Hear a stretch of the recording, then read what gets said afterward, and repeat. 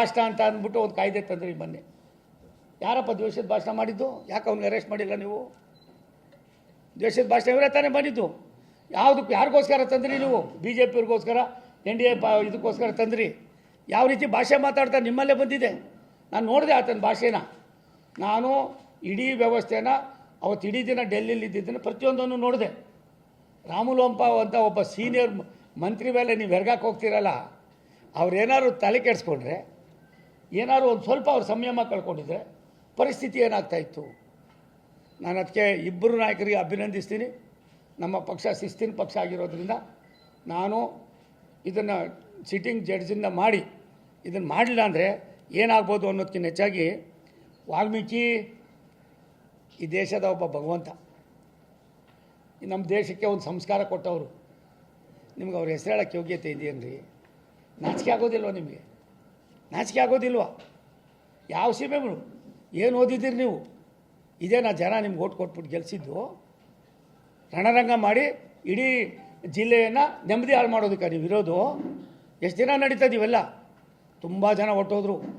ನಾನು ಇದ್ಯಾವುದು ಬಿಹಾರ ಅಂಥದ್ದು ಮತ್ತು ಬೇರೆ ಬೇರೆ ರಾಜ್ಯಗಳಿಗೆ ನಾನು ಸುತ್ತಾಡ್ತಾ ಇದ್ದೀನಿ.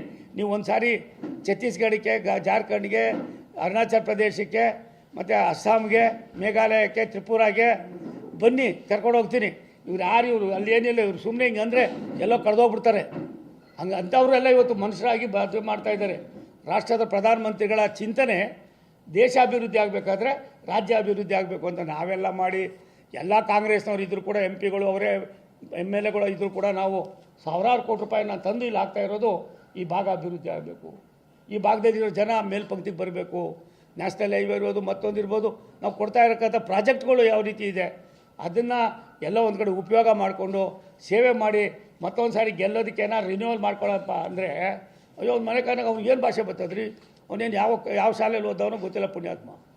ಇದು ಒಳ್ಳೆಯದಲ್ಲ.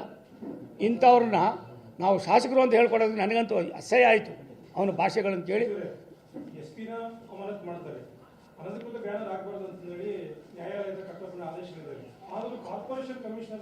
ಅಪ್ಪ ಒಂದು ನಿಮಿಷ ತಾಳಪ್ಪ.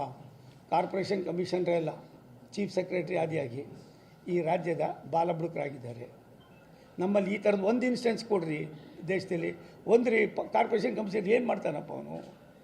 ಅವ್ನಿಗೇನಾಗಿದೆ? ಅವ್ನು ಚೇರ್ ಉಳ್ಕೋಬೇಕು. ಸಿದ್ದರಾಮಯ್ಯನಿಗೆ ಏನಾಗಿದೆ? ಅವ್ರ ಚೇರ್ ಉಳಿಬೇಕು. ಸಿದ್ದರಾಮಯ್ಯನವ್ರಿಗೆ ಆ ಚೇರ್ ಉಳಿಬೇಕು, ಇವ್ರಿಗೆ ಈ ಚೇರ್ ಉಳಿಬೇಕು. ಇಂಥ ಯಾರೋ ಇಂಥ ತಿಳಿಗೇಡಿಗಳು ಎಲ್ಲೋ ಫ್ಲೂಕಾಗಿ ಸರಿ MLA ಆಗ್ಬಿಟ್ಟು, ಇಂಥ MLA ಆದವರು ನಾಮಾಶೇಷ ಆಗಿರ್ತಕ್ಕಂಥದ್ದು ನಾನು ಬೇಕಾದ್ರೆ ಒಂದು 500 ಜನ ಹೆಸರು ಹೇಳ್ತೀನಿ. ನನ್ನ ಹತ್ರ ಅಷ್ಟು ಉದಾಹರಣೆಗಳಿದೆ. ನಾನು 49 ವರ್ಷ ಆಯಿತು ಪಾಲಿಟಿಕ್ಸ್ ಬಂದು. ನನಗೂ ಕೂಡ ಸಾಕಷ್ಟು ಮಾಹಿತಿ ಇದೆ. ಬಳ್ಳಾರಿ ಜಿಲ್ಲೆ ಸ್ವಾಭಿಮಾನಕ್ಕೆ, ಸಂಸ್ಕಾರಕ್ಕೆ, ಇತಿಹಾಸಕ್ಕೆ ದೊಡ್ಡ ಇತಿಹಾಸ ಇರ್ತಕ್ಕಂಥದ್ದು. ಈ ಜಿಲ್ಲೆಯನ್ನು ಯಾವ ರೀತಿ ಮೇಲ್ಪಂಕ್ತಿಗೆ ತಂದಿದ್ದಾರೆ, ಆ ತಂದಿರ್ತಕ್ಕಂಥ ವ್ಯಕ್ತಿಗಳನ್ನು ನೀವೆಲ್ಲ ಒಂದು ಕಡೆ ಕಿಸ್ಯಾಕೇನೂ ಆಗದಿರಾ ಏನಾಗ್ತಾಯಿದೆ ನಿಮ್ಮ ಪರಿಸ್ಥಿತಿ? ಅದಕ್ಕೋಸ್ಕರವಾಗಿ ನನಗನ್ಸೋದೆ ಬ್ಯಾನರ್ ಹಾಕೋ ಉದ್ದೇಶ ಅವ್ರಿಗೆಲ್ಲ. ಅವರು ಅನಾಥರ ಇದಾಗ ಹಾಕೊಳ್ಳಿ, ಅವ್ರು ಏನಾದ್ರು ಅವರು ಇದಾಗೋಗಲಿ, ಸತ್ಯ ನಾಶ ಆಗಲಿ. ವಾಲ್ಮೀಕಿ ಹೆಸರು ಹೇಳ್ತಿರಲ್ಲ, ನಿಮ್ಗೆ ಏನು ನೈತಿಕತೆ ಇದೆ? ಆ ಪುಣ್ಯಾತ್ಮನ ಹೆಸರನ್ನ ನೀವು ಬಾಯಿಂದ ತೆಗಿಯೋಕ್ಕಾಗೋದಿಲ್ಲ. ಅದು ಬೇಡ, 400-500 ಮೀಟ್ರ್ ದೂರದಲ್ಲಿರ್ತಕ್ಕಂಥ ಜನಾರ್ದನ್ ರೆಡ್ಡಿ ಅವ್ರ ಮನೆ ಬಾಕ್ಲೇಬೇಕಾ ನಿಮಗೆ? ಕಾಲು ಕೆರೆದು ಜಗಳಕ್ಕೆ ಬರುವಂಥ ಕೆಲಸ ಇದು.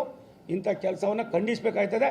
ಪಕ್ಷಾತೀತವಾಗಿ, ಜಾತ್ಯತೀತವಾಗಿ ಇದನ್ನು ನಾವೆಲ್ಲ ಒಂದು ಕಡೆ ಖಂಡಿಸ್ತೇ ಹೋದರೆ ಮುಂದಿನ ಪೀಳಿಗೆ ಯಾರು ಒಳ್ಳೆಯವರು, ಗೌರವಸ್ಥರು ರಾಜಕಾರಣ ಮಾಡೋಕ್ಕೆ ಬರೋದಿಲ್ಲ.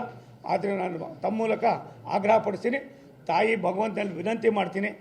ಅವರು ಇನ್ನೊಂದು 6 ತಿಂಗಳಾದಮೇಲೆ ನನಗೆ ಮಾತಾಡೋರು, ರಾಮುಲು ಅವರಿಬ್ಬರೂ, ಅಣ್ಣ ಇನ್ನೊಂದು 6 ತಿಂಗಳಾದಮೇಲೆ ನಾವು ಒಟ್ಟಿಗೆ ಹೋಗ್ತೀವಿ ಅಂತ.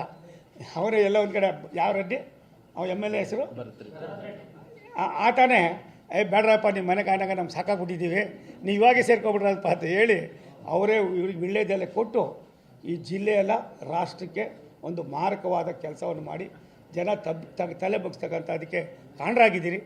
ನಾನು ಇದನ್ನು ಭಾರತ ಸರ್ಕಾರದ ಒಬ್ಬ ಮಂತ್ರಿಯಾಗಿ ರಾಷ್ಟ್ರಕ್ಕೆ ಮೋದಿಯವರ ಒಂದು ದಿನನಿತ್ಯದ ಬೆಳವಣಿಗೆಗಳು, ತೀರ್ಮಾನಗಳು, ಚಿಂತನೆಗಳನ್ನು ಅಳವಡಿಸ್ಕೊಂಡಿರ್ತಕ್ಕಂಥ ನಾನು ಅಲ್ಲಿಂದನೇ ನನಗೆ ಇಷ್ಟೊಂದು ನೋವಾಗಬೇಕಾದ್ರೆ ಇಲ್ಲೇ ಇರ್ತಕ್ಕಂಥ ಬೇರೆಯವ್ರಿಗೆ ಯಾವ ರೀತಿ ಆಗ್ಬೋದು?